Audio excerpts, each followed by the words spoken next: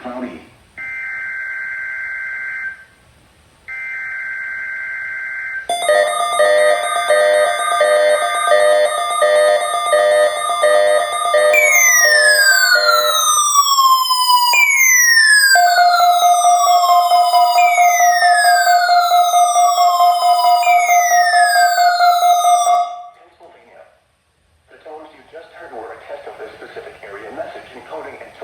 Systems. During dangerous weather events, NOAA weather radio receivers can be activated by these systems. A message with information about a watch or warning would follow. Tests of these systems are normally conducted by the National Weather Service between 11 a.m. and noon each Wednesday.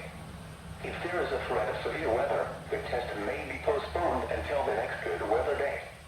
Repeating, this was a test of the specific area message encoding and tone alert systems.